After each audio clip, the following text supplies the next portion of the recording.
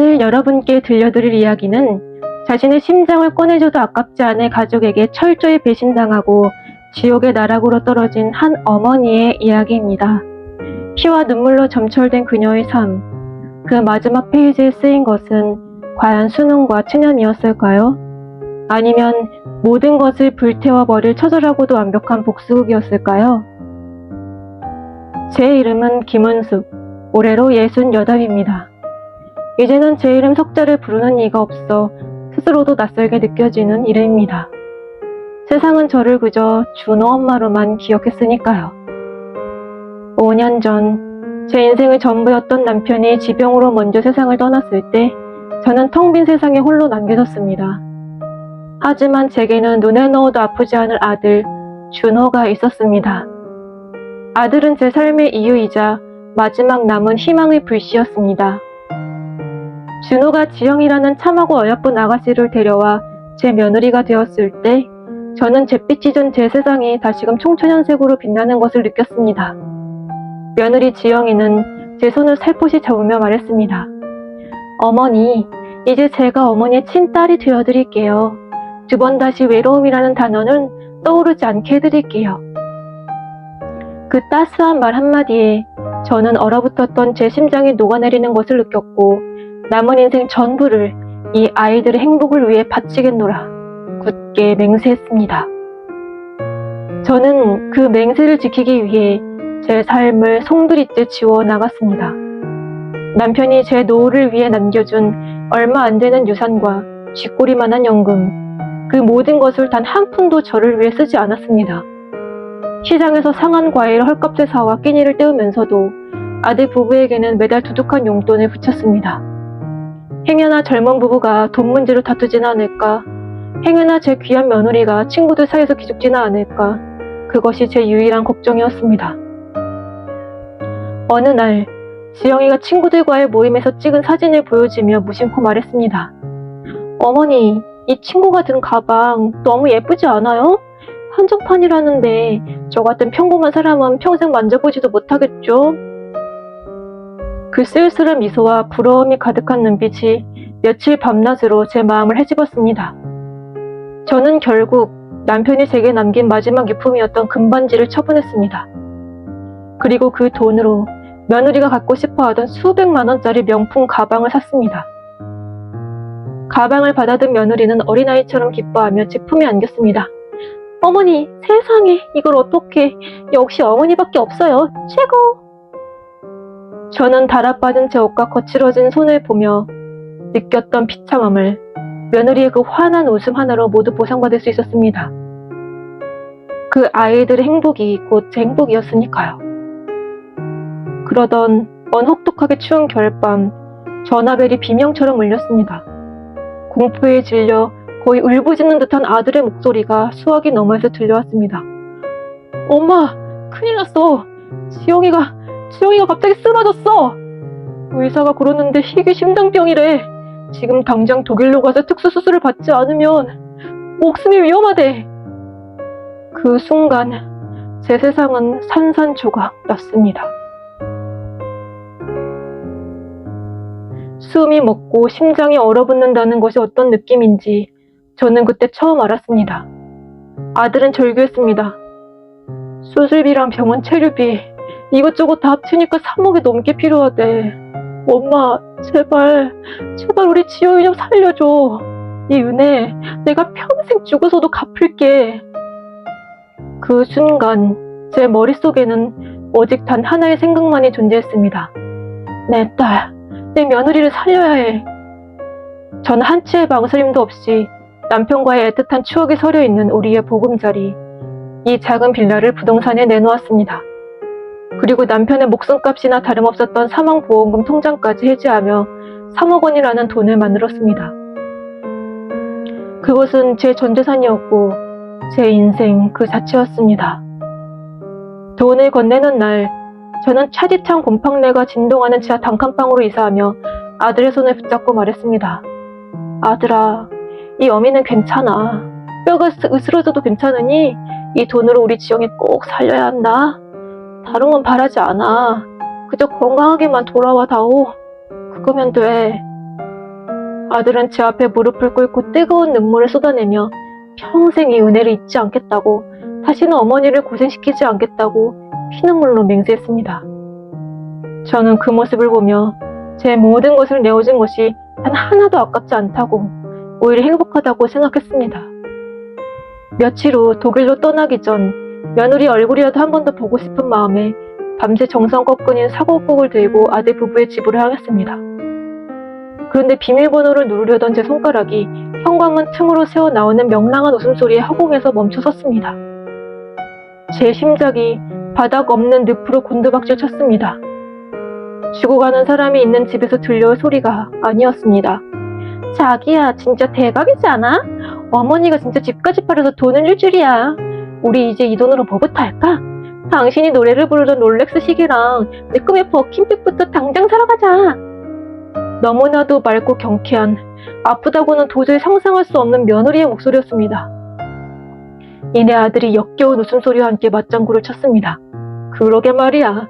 내가 희귀 심장병에 독일 최첨단 수술이라고 연기 좀 했더니 그냥 바로 속아 넘어가시더라. 역시 우리 엄마는 순진하고 무식해서 다루고 싶다니까. 그 곰팡이 냄새나는 낡은 빌라판 돈으로 우리가 이렇게 호강을 하네. 꼴 좋다. 어머, 그럼 시어머니는 지금 어디서 지내셔? 설마 길바닥에 나앉기라도 한 건 아니겠지? 걱정 마. 월세 20만원짜리 햇볕도 안 드는 지하 단칸방 하나 얻어들였어. 그 정도면 늙은이 혼자 살기엔 황송할 지경이지. 이제 우리 인생에 거치적거리던 짐도 덜었고 돈도 두둑하게 생겼으니 예정대로 발리 가서 한 달쯤 푹 쉬면서 인생을 즐기다 오자고. 저는 제 귀를 의심했습니다. 손에 들고 있던 보온병이 바닥으로 떨어지며 쨍그랑 하는 파열음을 냈습니다. 그제야 두 사람이 저를 발견했습니다. 그들의 얼굴에는 찰나의 당황한 기색이 스쳤지만 그것도 잠시였습니다. 두 악마의 눈빛은 이내 차갑고 경멸적인 시선으로 바뀌어 저를 향했습니다. 저는 떨리는 목소리로 겨우 물었습니다. 이게 다 무슨 말이니? 주영이, 너 아픈 게 아니었어? 너희가 나를 속인 거였니? 며느리는 팔짱을 낀 채 저를 벌레 보듯 위아래를 훑어보며 비웃었습니다. 어머니, 그걸 이제 하셨어요?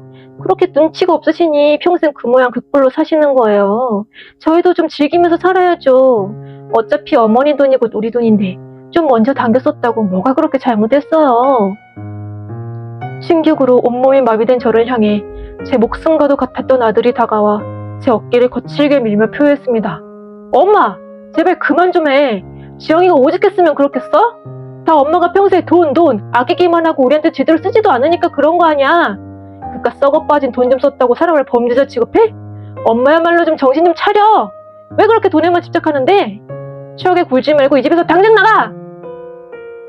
아들은 제가 들고 있던 나머지 반찬통마저 빼앗아 바닥에 세게 내동댕이 쳤습니다. 제가 밤새 자식들을 위해 정성껏 만든 음식들이 차갑고 더러운 현관 바닥에 처참하게 널브러졌습니다.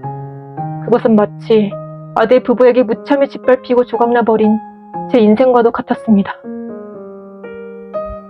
그날 이후 저는 살아도 산 게 아닌 시체와 같았습니다. 칠흑 같은 지하 단칸방의 곰팡내 속에서 아들이 저를 향해 내뱉었던 정신 좀 차려! 이 집에서 당장 나가! 라는 악독한 외침이 매일 밤 저를 잘못 들게 했습니다. 수없이 죽음을 생각했지만 이대로 억울하게 죽을 수는 없었습니다. 저를 지옥의 구렁텅이로 밀어넣은 그들에게 똑같은 지옥을 되돌려주기 전까지는 결코 눈을 감을 수 없다고 맹세했습니다. 그날부터 저의 복수는 가장 차갑고 이성적인 방식으로 시작되었습니다. 저는 가장 먼저 그들이 저를 속였다는 증거를 잡아야 한다고 생각했습니다. 감정적인 호소는 그들에게 통하지 않을 테니 법이라는 칼날로 그들의 수음통을 끊어놓아야 했습니다. 하지만 그날의 대화 내용을 녹음해두지 못한 것이 천추의 한이었습니다. 그래서 저는 다른 방법을 찾아야만 했습니다. 우선 저는 제 인생에서 처음으로 스마트폰 사용법을 독학하기 시작했습니다. 돋보기를 쓰고 밤을 새워가며 손가락이 말을 듣지 않아 몇 날 며칠을 헤매며 익명으로 SNS 계정을 만들었습니다. 그리고는 며느리와 그 친구들의 계정을 모두 찾아내 유령처럼 그들의 삶을 엿보기 시작했습니다. 며느리는 어리석게도 저를 모욕하는 글을 직접 올리지는 않았습니다. 하지만 그녀의 주체할 수 없는 과시욕이 스스로의 발목을 잡는 가장 강력한 증거가 되었습니다. 저는 사기의 타임라인을 재구성했습니다. 제게 돈을 받아간 날짜를 1일차로 기록했습니다. 불과 이틀 뒤 며느리는 깜짝 선물 사준 우리 남편 최고, 럽스타그램, 버킨백이라는 글과 함께 수백만 원짜리 명품 가방 사진을 올렸습니다. 일주일 뒤 아들은 열심히 일한 나를 위한 선물, 롤렉스 성공이라며 번쩍이는 시기를 찬 손목 사진을 게시했습니다. 희귀 심장병으로 독일에서 수술을 받아야 한다던 시점인 3주 뒤 그들은 발리의 최고급 리조트 수영장에서 칵테일을 마시며 행복하게 웃는 사진을 올렸습니다. 저는 그 모든 게시물을 날짜와 시간이 명확히 나오도록 캡처하고 인쇄하여 차곡차곡 모았습니다.